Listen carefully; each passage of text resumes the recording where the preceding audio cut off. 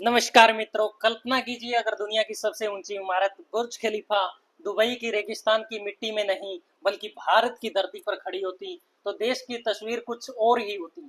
लेकिन यह केवल एक इमारत की बात नहीं, यह बात है प्रतिष्ठा की, पहचान की और प्रगति की। तो आइए आज हम इस कल्पना को साकार रूप में देखें और अगर बुर्ज खलीफा भारत में होता तो वह कहाँ होता, क्या होता, कैसा होता और उसके देश पर क्या क्या प्रभाव होते। तो पहला भाग, स्थान चयन, भारत में बुर्ज खलीफा कहाँ होता। जब हम भारत के नक्शे को गौर से देखते हैं तो तीन चार शहर स्पष्ट रूप से इस संरचना के योग्य दिखते हैं। पहला, मुंबई, भारत की आर्थिक राजधानी। समंदर के किनारे बसे इस शहर में पहले से ही ऊंची इमारतों की परंपरा है। विदेशी निवेशक इसे पसंद करते हैं और मुंबई की तेज रफ्तार बुर्ज खलीफा जैसी गगनचुंबी संरचना के लिए अनुकूल मंच होती। दूसरा स्थान, नई दिल्ली, भारत की राजधानियां सिर्फ सत्ता का केंद्र नहीं बल्कि इतिहास और भविष्य की संगम भी है।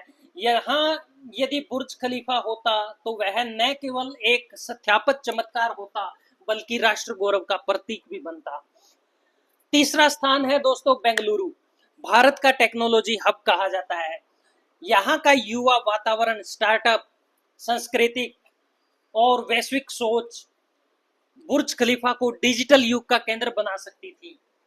और फिर आता है नाम गिफ्ट सिटी गुजरात, देश की पहली स्मार्ट सिटी, कम जनसंख्या घनत्व और नियोजित विकास की दृष्टि से यह स्थान बुर्ज खलीफा जैसी संरचना को पूर्ण आधार दे सकता है। उसके बाद दोस्तों आता है पांचवें नंबर पे नोएडा या हैदराबाद, जहां जमीन लागत और विकास की गति तीनों बुर्ज जैसे प्रोजेक्ट में पक्ष में काम करती है। भाग दूसरा, आर्थिक और सामाजिक प्रभाव। अब बात करते हैं असली फायदे की। पर्यटन में जबरदस्ती वृद्धि, हर साल बुर्ज खलीफा को देखने के लिए दुबई में करोड़ों लोग जाते हैं और अगर भारत में होता तो देश के लिए यह करोड़ों डॉलर के विदेशी मुद्रा का स्रोत बनता है। रोजगार में उछाल, इसे बनाना, चलाना और बनाए रखना हर क्षेत्र के लिए हजारों नहीं लाखों नौकरियां उत्पन्न करता है। इंजीनियर से लेकर सुरक्षा कर्मी, सफाई कर्मचारी से लेकर होटल स्टाफ, एक पूरी इकोनॉमी इस इमारत के इर्द गिर्द खड़ी होती। जीडीपी पर सीमा असर, दुबई की पहचान बुर्ज खलीफा से है पर उससे भी अधिक उसकी अर्थव्यवस्था को मिलने वाले योगदान महत्वपूर्ण है। भारत में इसका निर्माण होता तो केवल गौरव नहीं बल्कि हजारों करोड़ की वार्षिक आय सुनिश्चित होती। भारत की वैश्विक प्रतिष्ठा बढ़ती।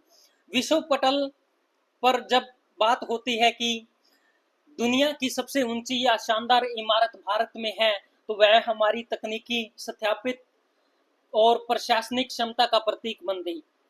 भाग तीसरा, सांस्कृतिक और मानसिक परिवर्तन। भाई केवल इमारत ही नहीं बनती बल्कि सोच भी बनती। जब एक नागरिक देखता है कि मेरा देश भी बुर्ज खलीफा बना सकता है तो उसमें आत्मविश्वास आता है। हमारे युवा सोचते हैं हमें विदेश जाने की जरूरत नहीं है, अब अपने ही देश में वो सब बना सकते हैं जो दूसरे देश में आज दिख रहा है।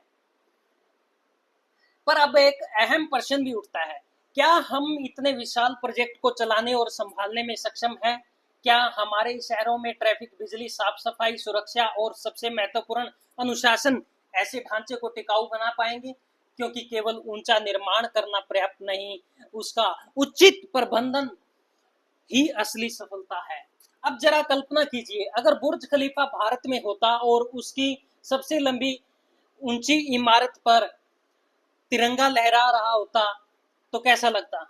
अगर दिवाली की रात वो पूरी इमारत रोशनी से सजी होती तो दुनिया भर के कैमरे भारत की ओर मुड़ते। अगर उसकी दीवारों पर महात्मा गांधी, रामायण, विज्ञान, अंतरिक्ष और भारत की सांस्कृतिक विरासत की झलक दिखाई देती तो वह इमारत सिर्फ इमारत नहीं, हमारी आत्मा का चित्रण बन जाती। तो दोस्तों, निष्कर्ष ये है कि बुर्ज खलीफा का भारत में होना कल्पना है, पर ऐसी कल्पना जो हमें प्रेरित करती है। यदि हम ठान लें तो ना सिर्फ ऊंची इमारतें बल्कि ऊंचे विचार, ऊंचे लक्ष्य भी गढ़ सकते हैं। और एक दिन जब भारत में बुर्ज खलीफा जैसे भी ऊंची संरचना बनेगी तो हम कह सकेंगे अब सपने सिर्फ देखे नहीं जाते, भारत में पूरे भी होते हैं। अगर आपको यह विचार प्रेरणादायक लगा हो तो वीडियो को लाइक कीजिए, चैनल को सब्सक्राइब कीजिए और कमेंट में बताएं आपके अनुसार भारत में बुर्ज खलीफा कहां बनना चाहिए। धन्यवाद। जय हिंद, जय भारत दोस्तों।